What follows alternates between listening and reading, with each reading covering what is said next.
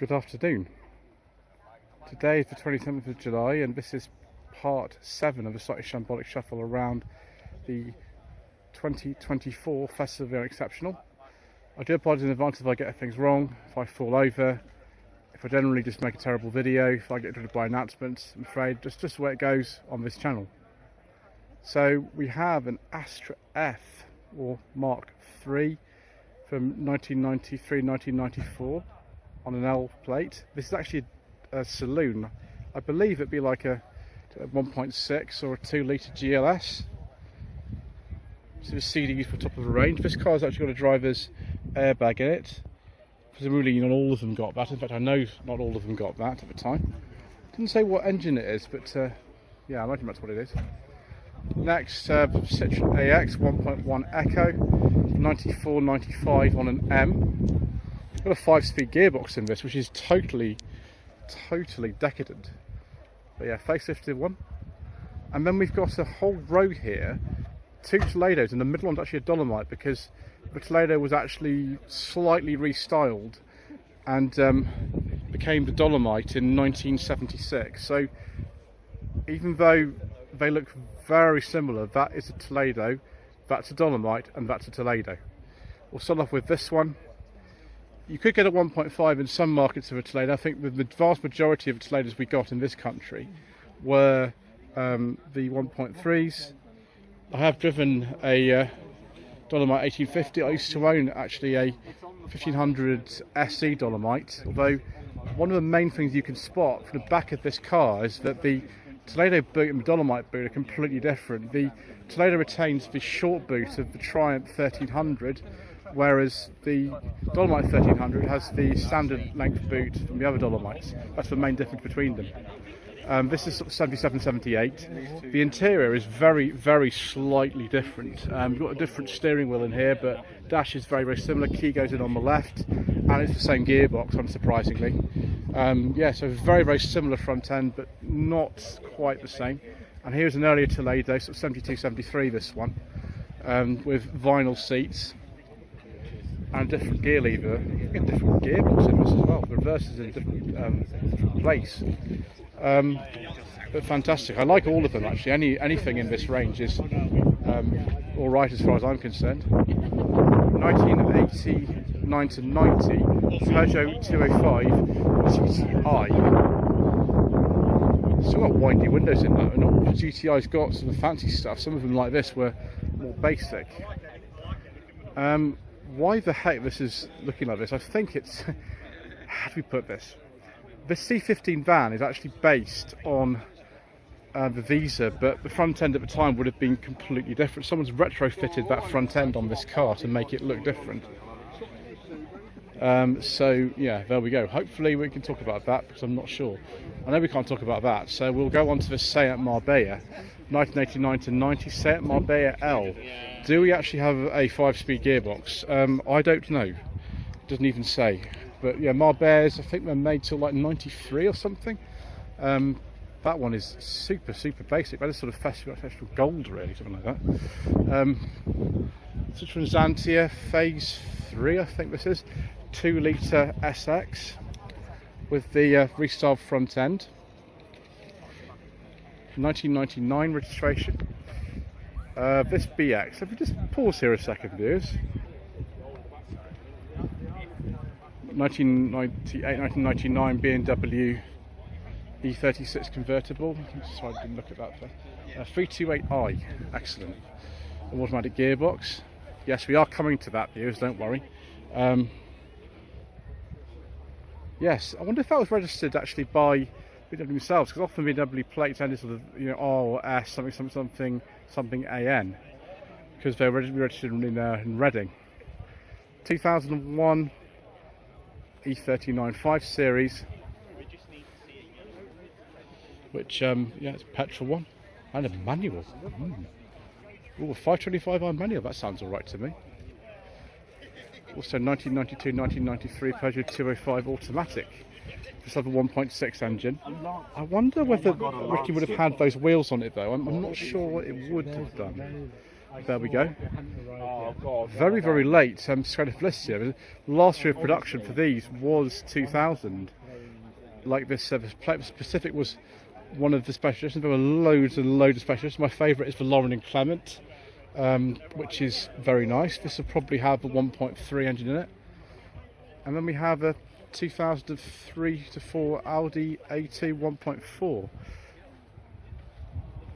1.4 is the most popular engine in and around sort of London because it's the only one of all of them that's ultra limited compliant, because the 1.6 isn't either. It's an FSI, and for some reason that means it's not Euro 4, which is rubbish. I think that Toyota we're going to have to skip, but we can go on to this very, very nice Honda Accord Coupe 2-litre ES model. At the same time that the UK Accords have been made, the American spec ones are being imported as well. That is a 2000, and I kind of want it, viewers. I also sort of wanted this 1989 Alfa Romeo 164 3-litre V6 when I drove it in 2022. I enjoyed it very much, viewers. It was good fun. The gentleman who owns it actually lives very close to me. It's called Greg, and the car is in really, really nice condition. I'm really happy that he's brought us all the way up here, because it's about a 4-hour journey from where I live. The Peugeot 205 Mardi Gras, I don't know if we can talk about that. How about instead talking about this Lancia Gamma, the very appropriate number plate as well. 7778 plate. I think it could be the year of the car actually. Very, very unusual styling with this sort of louvered boot lid. The engine's not in the back, it sort of looks like it is in a way, but I mean these are really, really rare. Again, this is FOTU Unexceptional Gold. I've never seen one of these in real life before, ever seen one. That is superb. I love that. Another AX. I hope this is one we can talk about, viewers. The debut. It's probably a 1-litre petrol. Only got a 4-speed gearbox in it again. And then, viewers. 1985 to 1986 Renault 11 TXC 1.7 Electronique. Viewers, this is the sort of specification of View to a Kill. Talking dash, digital instruments. Look at that radio down there. I mean, absolutely superb. Where can I get one? Because I want one very badly. 2002 Fiat Seicento. I think if it's got the unpainted bumper, it's just the S model. By this stage, we all have a 1.1 engine, like the one I tested in 2023, which was good. Was it 22 or 23? 22, sorry, 2022 I tested that. Which was 2001, I think, when I tested. E28 BMW 5 Series with some Hartical wheels on it. 8788 registration. It's the 520i, so quite a standard specification. Then we've got another Volvo 240. I suggest that just looking at it in the interior, this is a GL. It's very similar to one my mother owned from 1990 to 2001. And yeah, there we go. It could be an SE, I suppose. 1991, 1992 on a J. Next we have another 90s Volvo on the same sort of era, but again, Volvo's overlapped crazily in the 80s and 90s. The 240 wasn't actually discontinued until 93, and the 940 came in 1990, so you know, it's just, I remember the 740 made until 92, so it was all a bit confusing really at the time as to what you could actually buy. So definitely talk about, hello, see how spacious these things are. If you wanted even more space, buy the estate. It was a GLE, very nice. Then next, sort of EKEJ Civic, automatic, probably a 1.5 or 1.6 with that engine. These are worth a lot of money now. They never were, but they are now. Just for the shell. 2003 Volkswagen Golf Mark IV. Again, it's just funny that these are actually sort of this age. Not we can talk about it. Oh dear, got caught up there, viewers. How about this BMW 528i? Let's return to form with dark blue and a beige leather interior with wood. do like a nice beige leather interior. How superb. Very nice views. Then move on to this SLK. I think the second one I've seen. I was expecting to maybe see, I don't know, a few more of these or something, but we haven't. 2001 to 2002 registration. Another Toyota RAV4 first generation. I think they were 1.8 or 2 litres these. This is the GX model, it's a facelifted one. Actually really, really nice. Usually they're sort of rusty, but that one just isn't. It's very nice, that actually. Then 72, 73 Beetle. That looks actually remarkably straight and original. It looks very unmolested, which is nice. I almost missed an entire sort of row here, viewers. I can't remember why, but you know, we'll have to go back and do it now. Is MG ZS. Hopefully this is a petrol one, viewers. Most of them petrols, so we're high on the side of probability. Yes, it's a petrol. I imagine that'll be like a ZS 120 or ZS 110. Can't talk about the Discovery, so we'll go on to the Peugeot 106. Saying Independence, yeah, is a petrol. Have the sort of 1.1 or 1.4 TU series engine in it. And then a Republic of Ireland specification, 7 Series BMW from 1990 with a beige leather interior. Very tasteful, viewers. Yeah, 735i. Then a 2000 Ford Mondeo Mark II 2-litre gear. Again, I've driven two 2-litre Mark II Mondeos and I enjoyed both of them very much, but of course the one that has the gear badge always gets my vote as opposed to anything else. Then we'll have to see about this Range Rover P38. Let's check the rev counter, views. Yeah, glad to be I'm cautious about these things. Let's move on. There's a 2R7. Did it move slightly or something?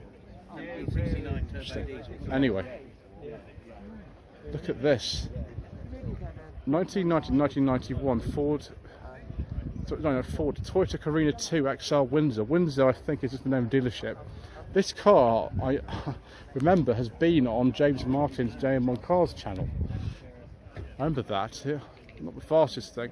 I did one of these as well myself as well. It was a 1.6 XL from 1991. Quite fond of them myself. Right, next section. My gosh, this is an early Laguna. They came out in 1994 on an L, and this is a 1994 on an L. It's a 2-litre RXE automatic. That's really tempting, actually. 41,000 miles. 12 months MOT. Almost no budget reviews money. Call Stu at 07973 358 877. Viewers, yeah, that's actually really tempting. It's got the pre-1995 area code number plate as well, because those are original number plates. Wow.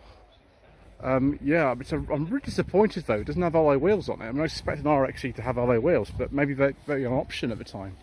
That is absolutely superb. The review of the Mark 1 Laguna that I filmed this month is coming on my channel, by the way, at some point. It's just I've got a million Shambolic shuffles in the queue ahead of it. 1995, 1996 Audi Cabrio. By this stage they weren't called the Audi 80 Cabrio because the A4 was out, but this remained in production until 2000 alongside the A4. It's based on the B4 Audi 80 2.6. 2001 to 2 KLF and Micra. I'm surprised there actually aren't more of these here today. This is a second facelift one. It's everywhere, aren't they, these? Rover 75 Tourer, 2002 to 3, 2.5 KV6, this one. This looks very much like a monogram car, actually. There's too much information on these shoots for me to read in this video, but yeah, it looks like there's the build sheet. There we go, Connoisseur SE. Very nice, yes. If you can find a good 75, they're great, but if you find a bad one, they're no end of trouble, unfortunately. They're very comfortable cars to drive and everything. 1997 K11 Micra. This is like a Micra shape. It looks like a really basic one. I think this is a very late pre-facelift one. Yeah, it's a Micra shape. There we go. There's a little shape badge there. And then we've got Honda Insight 2001 to 2002, original generation Insight, which were very expensive, and you know, I'm not sure they're that popular, but this is the very first full hybrid car that was on sale in this country. I think they beat the Prius by some time. Then we've got a Starlet of some generator. I can't remember the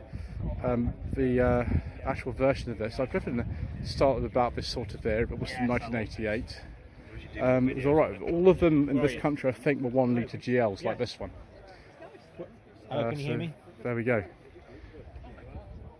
1988 to 89 Ford Escort Mark IV 1.4 LX. Someone's actually put some driving lamps on that as well, which is good.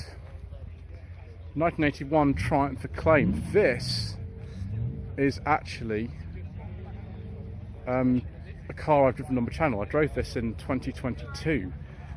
Belongs to a gentleman by the name of Matthew. It's in really, really nice condition, this car. Easy to drive. I quite enjoyed it actually. You can see why the Rover SD3 that followed it was also very popular, because they're very, very similar in feel.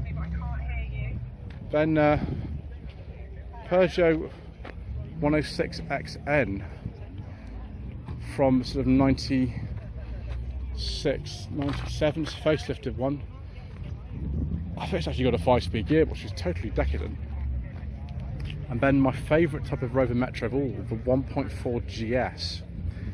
Like this one, you could get a leather interior on the GS. It was the most luxurious model they did. I'm surprised this one's not an automatic actually, because a lot of them were. They were sort of built by retired people who wanted luxury. What's that, 91, 92? Peugeot 205 1.6 GTI. It's interesting. Oh, it's got the early dash in it. So yeah, 84, 85 this one. It's an early 1.6 GTI. Excellent. Don't see too many of those. And then next we've got this Suzuki Swift. We saw the Subaru Justy version of this car earlier on, but this is the Swift. 2001 to 2002 on a 51 plate. Still, Suzuki opted, rather than Subaru, who did fit airbags, to not fit airbags in these, all the way up to I think 2003 these were made until, which is crazy. A couple of Golf Mark III CLs here. We've got 2 of them. This one's a hatch, the other one is a estate. Is that forbidden fuel one from viewers? Me neither. Maybe it is, I'm not sure. This one in the middle of them is a 1995-1996 Citroen AX 1.1 Forte, which is kind of like the junior model of the GT and GTI. This is just around the time the Saxo came out, which was I think January 96. Right, let's have a look at this estate one. Hopefully we're not going to get caught out. 1990. Yeah, this is definitely the petrol one. That one we can't talk about. 1997, 1998. It's relatively late for a Mark III Golf then. Not too many of those around now. 1999 to 2000 BMW E39 5 Series. I think we can talk about that. I hope so. I'm on some of the heavily 1994, 1995 Subaru Impreza. This one, this is WRX on it. I wonder if this has been imported. Yes, it has. The ones that at this time were not called the STI WRX in this country. They were called the Turbo 2000. This one's definitely been imported. And Bait and Shoot Vest was imported in 2005. Nice condition, that one. Another K11 Micra. Yeah, still obviously a few of these around. I thought, you know, a lot of them are gone now, but still quite a few around. The wheels, I think, are off a later model than this one. Then the sort of rear, I'm not quite sure about that. Sometimes I think fitted that reflector panel. 93, 94. Fiat Punto Mark 1 Cabriolet. Excellent. This is the ELX model. I think most of them were ELX in this country. I think the early ones were 1.6s. I can't remember now, but I think so. Then we've got Citroen's anti-exclusive 1999. I wonder if this is a petrol one. Okay, we'll have to have a look then, won't we? We'll have to actually look properly. We know Ian very well. He stayed with us when. No, I don't think so. I used to work when Ian was a magazine editor. Oh dear. I used to work Right, we'll have to carry on. Toyota Sienna 2004. Oh, there's Mr. Richardson from the Furious Driving channel. He's being a busy boy like I am, so I won't interrupt him. But yeah, Toyota Sienna. I can't remember what platform these are on now. It looks like a very big Yaris, but I don't think it is. Suppose that's what gets into Festival Central now. Now this Triumph Herald 1360, we've seen this before. The reason it's on an R plate is because it was imported to this country from something like Malta or something like that in sort of 76, 77. And at the time, if you imported a car into this country and registered over here, you just slapped whatever plate the year was on it. You didn't match the year to the car at all, so that's why you had stuff like that occur. 2001 Fiat Bravo, quite a late Bravo this one actually, and it is a petrol, so what model it is, it doesn't say, which is irritating. Never mind. Right, another Peugeot 309. Why are there so many Peugeot 309s here? I'm not complaining or anything, but there are tons of them here. For GL special equipment. I don't know what special equipment you'd get in this. I mean, who knows? That's a pre-facelift one, I think. 88, 89. Fiat Seicento pre-facelift. This looks very much like an SX model to me. Having driven a Seicento and a Cinquecento, I can tell you that they don't have the nicest pedal boxes in them. If you've got anywhere approaching large feet, but I suppose you should get used to it, don't you? Bedford HA van, it might even be a Bedford Beagle this. The HA van, or some of the ones were called Beagles as well. They were made until I think 1983, long after the Viva itself was dead. Any Viva, even the HC, these just continued along with the Chevette vans for some time. Dormobile Roma 2, interesting, not heard of that before. Then we've got Citroen 2CV, 1987, 1988, probably a Special. Yep, a Special. I wonder if that's a Portuguese built one. Ford Capri, I'm very surprised we haven't seen more of these here today actually.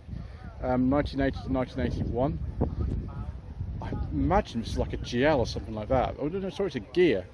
I don't want them to say on the back. Normally they say on the back. This has just got the badges on it. Maybe the badges have come off of the tailgate for some reason. Yeah, fantastic. Another Mark II Ford Mondeo. This will be the 2.5 V6 gear with a leather interior and manual gearbox. Oh, view is a very, very nice specification indeed. Like that a lot. Then we've got another MGB. This one 70 to 71 with a fish mouth grille, they call it. Looks a bit sort of gawpy, doesn't it? Yes, a little bit on the gawpy side. I think we're going to skip that Mercedes, so we're going to go on to this very, very nice Rover 827 SI. There's another one of these actually here, but way down the sort of far end somewhere. This one, yeah, 8990 on a 90 to 1991 on an H. Gosh, it's getting late in the day, isn't it? 90 to 1991 on an H.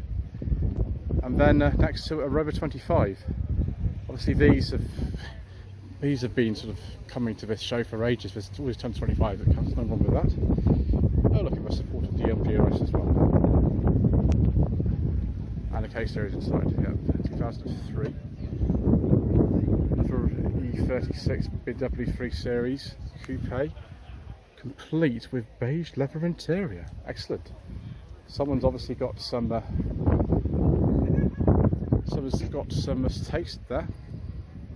1998, 1999, and a very nice V70 P2. it's petrol, it's always is.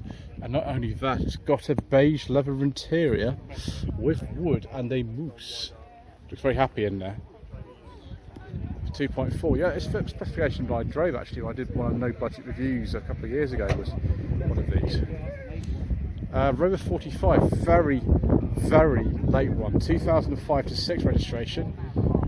With the K series, someone's actually changed the valve cover on there to say Rover. It wouldn't have come with one of those originally. Oh, so sorry. Gosh, there's always a problem here. You crash into somebody there. 2000 MGF with part beige leather interior and no wood. Never mind. Obviously, I drove one of these. It was almost identical a couple of weeks ago. Then a Cadillac. Is this like a Fleetwood or something? I don't know. Not sure about stuff like this. No, it's a sedan DeVille. Oh, it's got a beige leather interior. I think I know the sort of person this might have been aimed at when it was new, viewers. Someone who was maybe on the older side. How about at Leganza? Another Leganza. Oh, yes. 2 of them, viewers. I do like these very much. Open to offers or swaps. You haven't put your phone number on there, so I can't ring you. Oh, there we go. 07375 860 830. Yes, please. This is not the CDX. This is the SX, which is in the middle, I think, in terms of trims. But yes, we like it very much. 1999 to 2000 plate. And then another Row 25. Yeah, Row 25s and Row Twingos. Loads of them. This looks like a GTI though. I like the GTI version very much, viewers. They are very nice to drive, these. Could be right, it looks like one. Another TR7, another Solihull built one. 1980 to 1981 on a W. She hasn't got many Triumphs here at all, really. Can think of it. What on earth has happened to this Volvo C70? Someone's sort of put this weird roof thing on it. What is going on? What's going on with that? That's so strange. Yeah, probably the GT model. Interesting. 97 and 98 on an R. XGT Sportif. Wow. Presumably a special edition for the GT. Do we have electric windows in here? We do. Yes, very nice. I like that, viewers. I like that a great deal. Also like this, again, Mark 1 pre-facelift Clio S. I don't think I've ever seen one of these before. I wonder what that signifies, that little swiggle there. Left-hand drive, probably that's why I haven't seen one. Because maybe we didn't actually sell them over here. First facelift Vauxhall Nova 1.2 Merit, 1988 to 1989. I prefer the final facelift myself, but that's still very nice. It's a very nice condition now. But a smart roadster, I suppose these are all sort of classics, aren't they? I think they only made them from like 2003 to 2005. Could be wrong though. Not pretty strong on that stuff. I think if we said yes, he would. First generation Audi TT Roadster 3.2 V6 Quattro, complete with beige leather interior. Someone's got excellent taste, viewers. Excellent taste. And then we have, look at this, a Fiat Strada pre-facelift 1981-82 75 CL automatic. Both wheels are going off something else, but when did you last see any Strada at all, let alone an automatic Strada? Oh, viewers, now this is, again, I'd say festively unexceptional gold. Superb. Rather like this Fagnon Corando 97-98. It's actually a petrol one as well. Wow.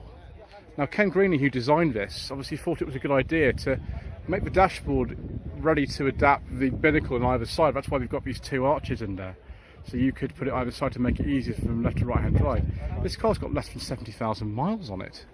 Mercedes engine, of course, like a lot of the earlier SsangYongs were. Yeah, I really like that. Obviously, I'm a SsangYong owner, so I'm a bit biased, but fantastic, isn't it? 2000 BMW E39 5 Series, just before the Angel Eyes facelift. Hopefully that is a petrol one. Yes, 523i.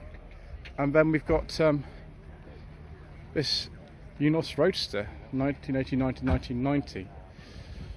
Right, so that is it for this part. Thank you ever so much indeed once again for watching.